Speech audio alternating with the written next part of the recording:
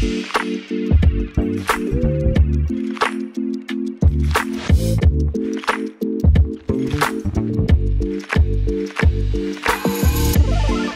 people who feel like everything in life is coming at them. They have the worst boss, their clients are difficult, and a few times when they get a good break, they feel like, okay, it's just a good break. But then you have other people who feel like everything is working out for them. It's like everything is always aligned for them. Even when they have something bad happen, they feel like it's just a redirection. It's not a bad move or anything. It's just a redirection to get them back on track. I've been in both shoes. I've been the person who felt like life was coming at her. Unfortunately, I'm now one of the people who feels like everything is always working out for my good.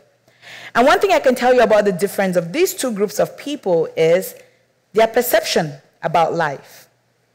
It's how they perceive their experiences, their relationships, conversations, even the people that they meet. And I realized that the only way, well, not the only way, but one of the best ways to make the people that feel like life is always coming at them to get to the point where they feel like it's always working out is by simple practice of gratitude. I'm going to be talking to you guys today about the power of gratitude because it changed my life. And I'm going to share where my story started. So several years ago, about 8 years ago, again, like I said, you know, I was hitting rock bottom, right? And a friend of mine invited me to a church. And the pastor shared an incredible story, which had changed her life. Just she didn't know that it was meant for me. In the very early stages of her ministry, this pastor used to go to churches and pray for people. And so she went to this, she used to go to, to hospitals. This pastor would go to different hospitals and pray for the patients. So they went to this hospital. This was the first time they got there. And there was a guy who had had the worst car accident. It ruined his spinal cord. He was bedridden, couldn't leave his bed, had to be fed on his bed. If he went, he had to be cleaned up on the bed. And so she comes in there and she's wondering, she's like, okay, I think this guy's going to be so mad at God. He's probably going to be telling us to pray from now to tomorrow. And she's having all these thoughts in her head. And she walks in and she goes, dear brother, what would you like for us to agree with you in prayer? And she's looking at him. She's just waiting to hear the long list and the big cry. And he turns with the most beautiful and peaceful smile. And he says, can you please agree with me and just thank God? Wait, what? She's going, wait.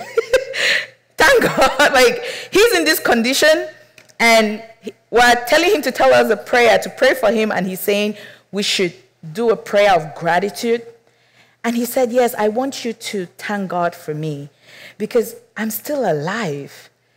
There are some amazing nurses taking care of me. Yes, granted, I cannot get out of here, but there's a little hole. Every day, the light comes through, and it gives me hope that there's a better tomorrow. And so they agreed, they prayed, they thanked God, and she left just crying because here she was with an amazing husband, amazing kids, can taste her own food, with a roof over her head, and every day she wakes up complaining about what she didn't have. Well, let me tell you guys, that was the beginning of my own life's journey of adopting a lifestyle of gratitude. Because I was sitting there consumed by all the things that I lacked and all the things that were going wrong when I had so many things that were right.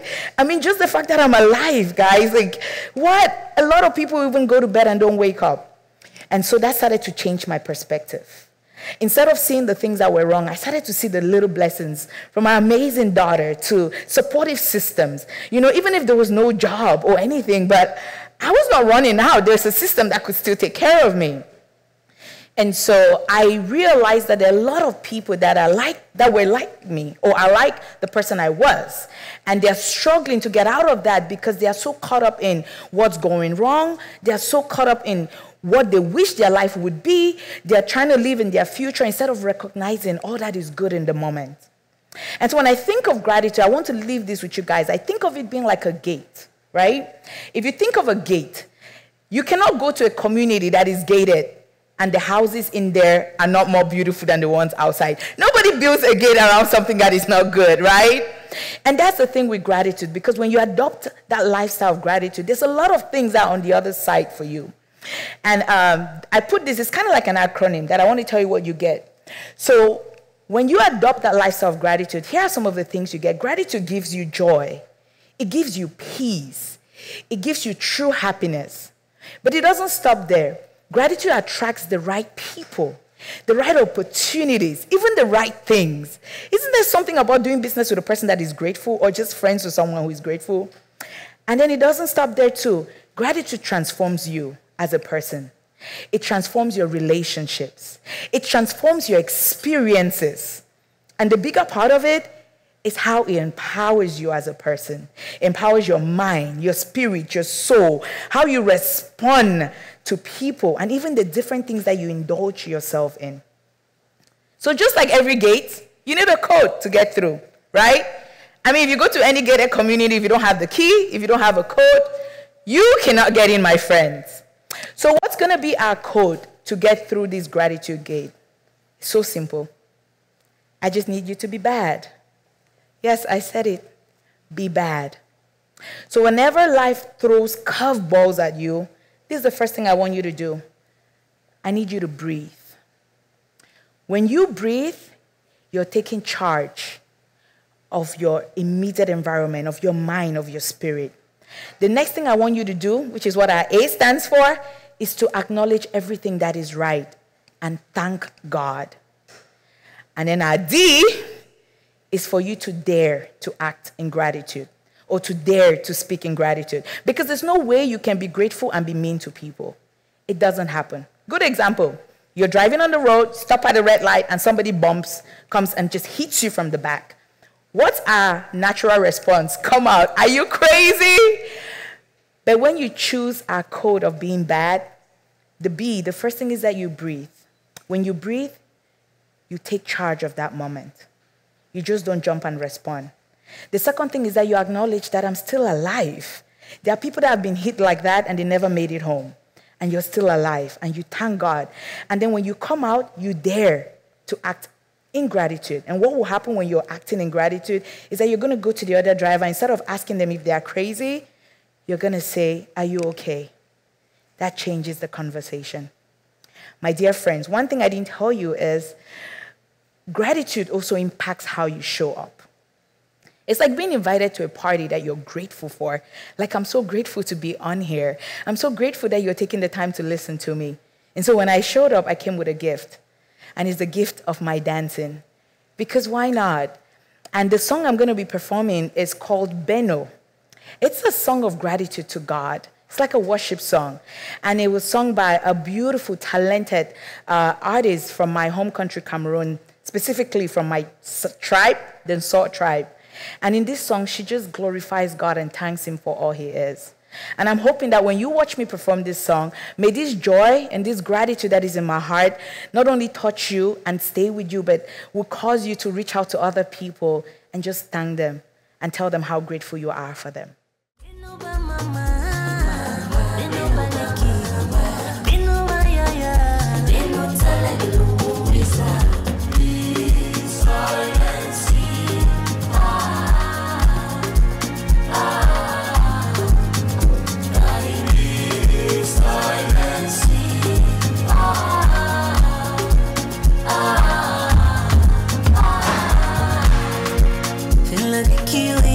Baby, Joshua, Shati Afono, Afoya Viala Mai, Rabbi Mokeli Nankayo, yes, Pony Moon, gracias, hallelujah, amen. When they shot me to ground zero, you lifted me to sky level. From Isaiah to the Messiah, she said, no, see, oh, we shall. Tata, when she shot him, see we show. I wanna let the world to know, Oluwa mi, Doro to me, yo. Mvani wasi, Baba know you see me, yo. Fumu, what you've given to me. Eno mayaya, eno tale kuna zulu. Eno maleki, eno tale kuna zulu. Eno ba mama, eno baleki.